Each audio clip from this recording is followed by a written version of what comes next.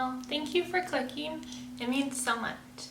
If you could like this video, that would really help out my channel. And if you subscribe, I would love for you to join the family. Today I want to do my Hunger Games Reaping wrap-up. I participated in the Hunger Games Reaping on May 1st by Sappy Says Read here on YouTube and on Bookstagram.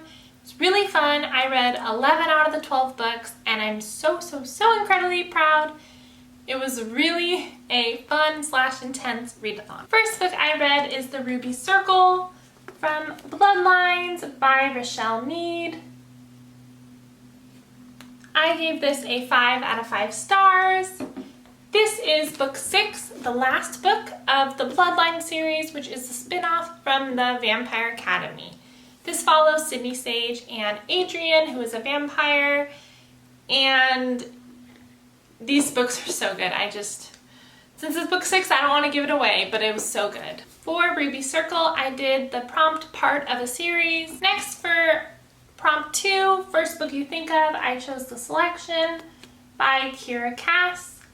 This is book 1 in the Selection series. I gave this a 5 out of 5 stars. Loved it. Dystopian meets Bachelor, just so good. It follows America, who is chosen as one of the 35 women to court the prince, and it's just a really good, fun book. And as soon as I read it, I was like, okay, I have to read the next one, and I did, and the next one, and I just loved it. Next, for prompt 3, I did book Intimidated by The Scorch Trials by James Dashner. I gave this a 3 out of 5 stars. I loved Maze Runner, but this one was just too intense. So with my chronic illness, my fight or flight mode is always in high gear.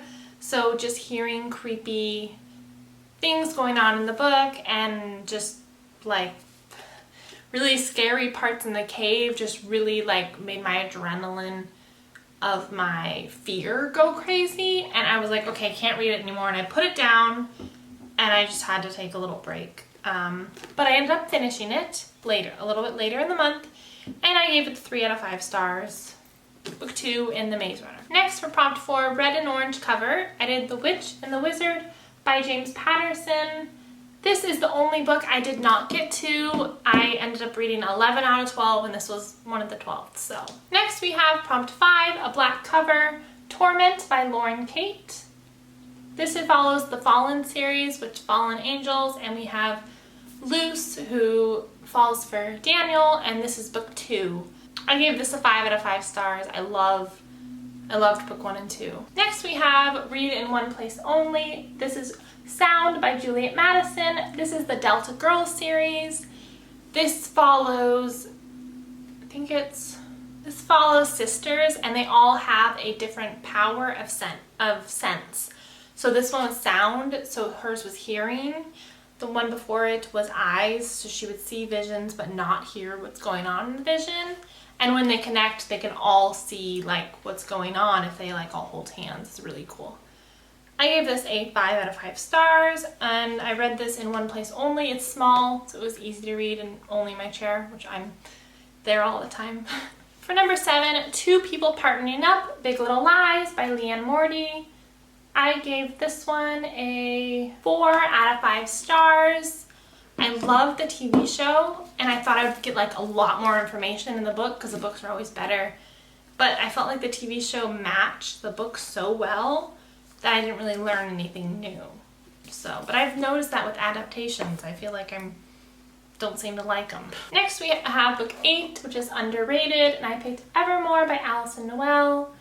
I haven't heard this book anywhere, so I felt like it was underrated, and after I read it, oh my gosh, I love it. 5 out of 5 stars. It's amazing. I don't know what to say. It's so good. It's supernatural, and she meets a supernatural guy at school, and it's really cute. Next we have 9, includes fighting, Vampire Diaries, The Return, Nightfall by L.J. Smith. So I read this and I gave it a 4 out of 5 stars. I liked it. I felt a lot of the Vampire Diary vibes, which is what I wanted, but I felt like the plot was just kind of blah, and if you read it and you read the other ones, you'll realize this one just kind of went a lot more downhill. The other Vampire Diaries I gave 5s because I loved them. Yeah. Next, number 10, What Makes Me Happy? Can you guess? Twilight by Stephenie Meyer.